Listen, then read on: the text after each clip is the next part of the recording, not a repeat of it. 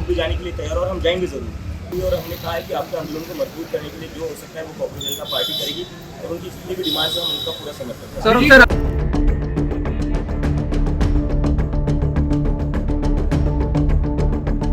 CJP संस्थापक अभिजीत दिपके ने एक नए आंदोलन का ऐलान कर दिया है। झारखंड में जेपीएससी और जेएसएससी परीक्षा धांधली के खिलाफ सड़क पर उतरे छात्रों को अब सीजेपी का खुला समर्थन मिल गया है। जानिए आखिर सीजेपी की कोर मीटिंग में किन मुद्दों पर चर्चा की गई और अभिजीत दिपके ने अपने रोड मैप में किन किन विषयों को शामिल किया। नमस्कार, मैं हूं जानसी और आप देख रहे हैं डायनामाइट न्यूज।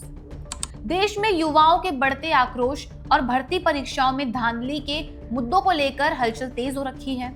ऐसे में कांग्रेस जनता पार्टी के संस्थापक अभिजीत दिपके ने एक बड़ा बयान देते हुए ऐलान किया कि उनका संगठन झारखंड में जेपीएससी और जेएसएससी परीक्षा अनियमितताओं के विरोध में प्रदर्शन कर रहे अभ्यर्थियों के समर्थन में सीधे मैदान में उतरेंगे।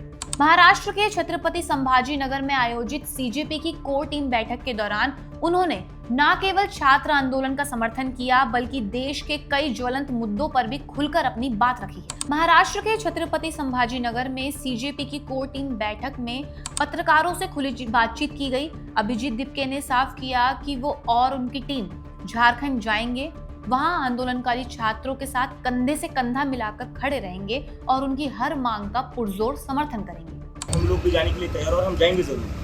सौरभ सर आपसे एक क्वेश्चन है। और हमने कहा है कि आपके आंदोलन को मजबूत करने के लिए जो हो सकता है वो कांग्रेस जनता पार्टी करेगी और उनकी जितनी भी डिमांड्स है हम उनका पूरा समर्थन करेंगे। गौरतलब है कि झारखंड के रांची स्थित जयपाल सिंह मुंडा स्टेडियम में 29 जुलाई से ही बड़ी संख्या में नौकरी के इच्छुक अभ्यर्थी अनिश्चितकालीन धरने पर बैठे हुए हैं।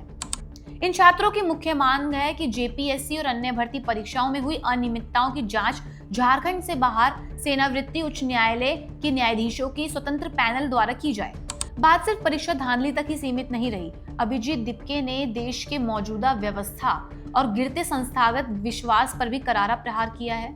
जब उनसे सीजेपी के प्रत्यक्ष राजनीति में उतरने को लेकर सवाल पूछा गया तो उन्होंने इस बार कहा कि संगठन की तुलना में मीडिया इस बात को लेकर बहुत ज्यादा उत्सुक है। उन्होंने ये भी स्पष्ट किया कि फिलहाल सीजेपी चुनावी राजनीति के बजाय एक दबाव समूह यानी प्रेशर ग्रुप के तौर पर काम करेगी, क्योंकि इस समय भारत को ऐसे ही मजबूत जन दबाव समूह की सबसे ज्यादा जरूरत है। इसके अलावा अभिजीत दिपके ने बेहद कड़े शब्दों में कहा कि आज आम जनता का न्यायपालिका, राजनीति, मीडिया और यहाँ तक कि भारतीय चुनाव आयोग जैसी संवैधानिक संस्थाओं से भी विश्वास उठ चुका है। उन्होंने राजनीतिक दलों की स्थिति पर तंज कसते हुए कहा कि आज राजनीति का हाल इतना खराब हो चुका है कि लोग सुबह किसी एक पक्ष को वोट देते हैं और शाम तक किसी और की सरकार बन जाती है।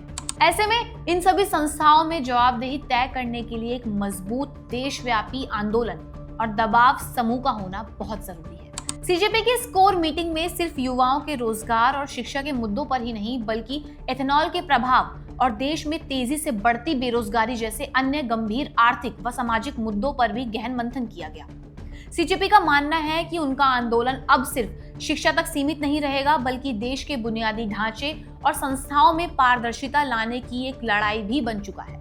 अभिजीत दिपके ने आगे स्पष्ट किया कि युवाओं की आवाज को अब दबाया नहीं जा सकता।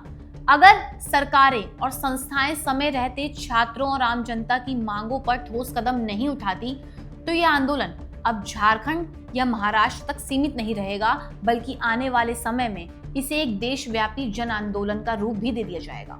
सीजेपी का मुख्य उद्देश्य देश की संवैधानिक संस्थाओं पर जनता का भरोसा बहाल करना और व्यवस्था में जवाबदेही तय करना है। फिलहाल इस खबर पर आपकी क्या राय है हमें कमेंट करके जरूर बताएं और ऐसी खबरों के लिए देखते रहें डायनामाइट। देखिए, इसमें दो चीजें हैं, जैसे कि अभी क्या हो रखा है, चाहे पॉलिटिकल सिस्टम हो, चाहे जुडिशरी हो, चाहे मीडिया हो, चाहे इलेक्शन कमीशन हो, इन सभी इंस्टीट्यूशन से जनता का भरोसा उठ चुका है, पूरी तरह उठ चुका है।